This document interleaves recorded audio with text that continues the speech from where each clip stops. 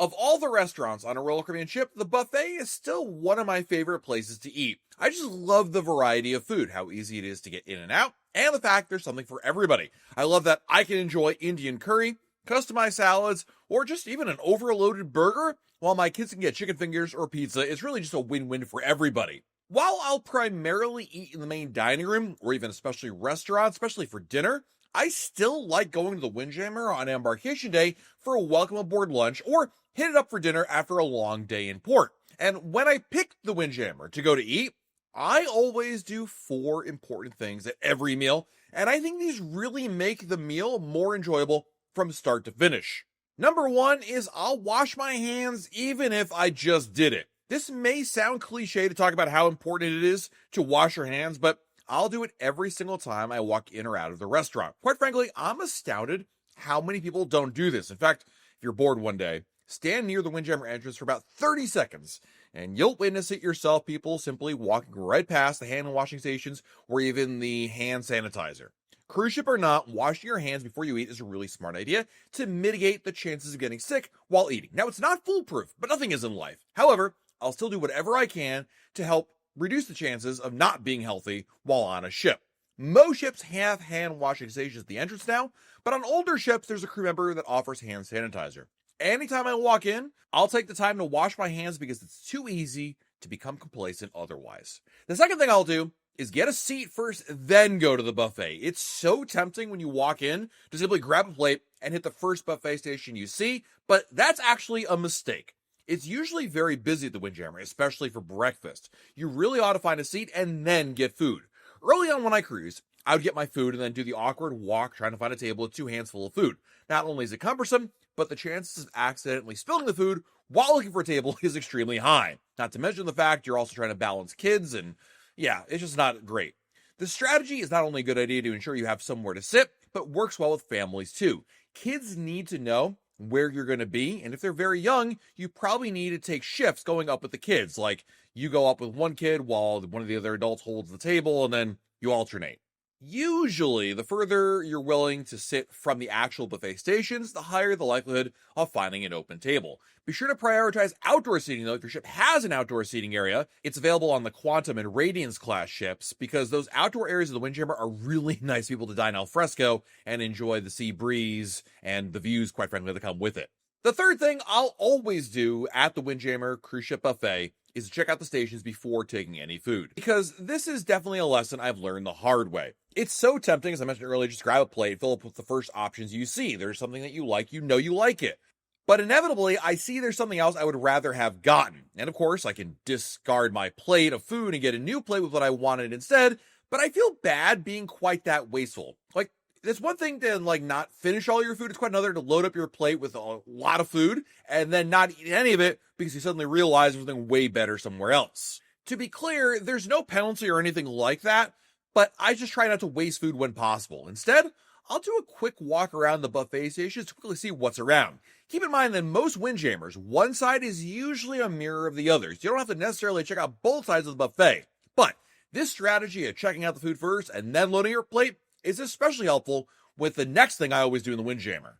And of course, that is prioritize the cooking stations. My favorite thing about the Windjammer are the cooking stations, and I'll look to go to these first. These cooking stations customize a specific type of cuisine the way that you want it, and it really hits a spot for me every single time. My absolute favorite is the Asian stir fry, followed by the pasta station. I think we all prefer our food prepared with one ingredient over another, like you prefer not to have any vegetables, or you prefer to have, way more chicken in it, or a lot of one thing over another thing. You get where I'm going with this one. It's just simply great if you can have the dish you prefer made just the way that you like out of it. Plus, it's cooked right on the spot, and it just tastes so much better. There's no cost for these cooking stations, so take advantage of them whenever you can. Certainly, I've learned now by experience, when I walk in the Windjammer, first thing I'll do is look for the cooking station, see what they've got, and if that's what I want, then I'll hit that first. Otherwise, I may go to the other buffet stations and start loading my plate appropriately. Speaking of the Windjammer, there's also a few things that you really should never do at the buffet, and I think it's really important to reiterate these because while I wanted to focus on the things that I always do, let's be real with all of you, there are things that you definitely shouldn't do. Number 1, reuse the same plate. This is a big no-no, I think pretty much at any buffet, even on land, but in general, you should never reuse the same plate or even silverware, quite frankly. It's a cross-contamination issue. So if you're going up there and you grab some food and then realize you forgot something or you want to get something else, despite your best efforts to save somebody washing an extra dish or two, it really doesn't matter. First of all, they have a machine for that. Second of all, it's actually a health concern, so you really shouldn't do that. What you want to do is always grab a new plate every single time you go up to the buffet, including silverware as well. If you need extras or more napkins, don't hesitate to grab more. Speaking of things you should or shouldn't be grabbing, and that is food with your bare hands. You know, we get a lot of comments actually on videos we've done in the past about what you should or shouldn't do in the buffet, and people really get upset about this idea that you shouldn't use your bare hands to grab food. Usually what they're referring to are things like fruit or bread or something else like that. The problem with this essentially is there's always the potential that your hands will potentially touch something they're not meant to touch. As an example, you go to grab that roll ahead of you, but inevitably one of your fingers grazes another roll. Or worse, somebody who's, feeling the different fruit with their hands to figure out which one is best. I get what you're trying to do, but I don't think anybody wants anybody else to touch their food before you're going to eat it. There are tongs always available to grab food, and when in doubt, you can always ask a crew member, but never grab it with your own hands. And I've got one that's kind of the mixed bag, and I want to hear your opinions in the comments below, because on the surface, this is something not to do, but in reality, you sometimes should do it. What do I mean? Cut somebody in line. Okay, so let's picture this. In general, you should never cut anybody in line. Usually at the buffet stations, there is a order to this, right? You'll see this. See people lined up, waiting their turn to get food. And you should never cut those people off, like get in front of them and just interject yourself into the line no matter what's happening. I think we can all agree on that. However, since we live in the real world, there have been many times where I kind of sit there and think, am I cutting the line or am I being more efficient? Let me give you an example. So we're at a buffet station, and the buffet station has a line lined up. This usually happens at a Loco Fresh is a great example of this. You've got the quesadillas, you've got the burritos, you've got all these food that most people are there for. But when I get in line for it, maybe I'm just there for the chips. And the nacho chips are all the way at the end. It's the last thing at the buffet station. I don't want to get quesadillas or burritos or any of the entrees, we'll call them here. Is it appropriate to walk past everybody, grab the plate of nachos? That's it. It's already pre-prepared. It's not like I have to even use tongs for them. They're in their own separate plate. Grab them and be on my way and go over to the topping station, which is located elsewhere.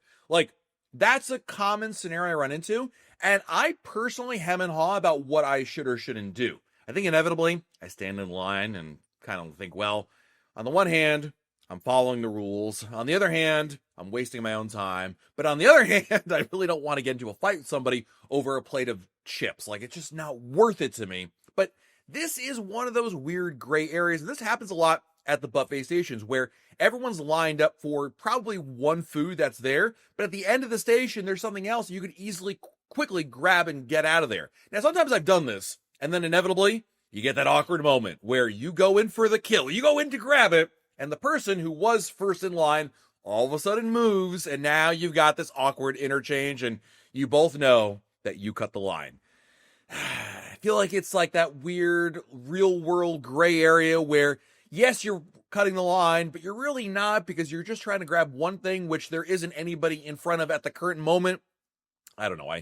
I really probably place too much emphasis, too much thought on this particular scenario, but it happens to me quite often. Let me know in the comments below, is Matt right to go grab those plate of chips at a Loco Fresh, or should Matt wait in line with everybody else and just an extra couple minutes won't kill me? I'd love to hear your thoughts on that. Let me know in the comments below what you always do when you go to the buffet and how you approach these various scenarios there. Let me know in the comments below. Please keep it civil. We're all here on the same planet trying to enjoy a Royal Caribbean cruise. While you're down below every video, hit the like button, subscribe to our channel, and turn on notifications. That way YouTube lets you know we have a brand new video to share. This has been Matt from RoyalCaribbeanBlog.com, and we'll talk again real soon.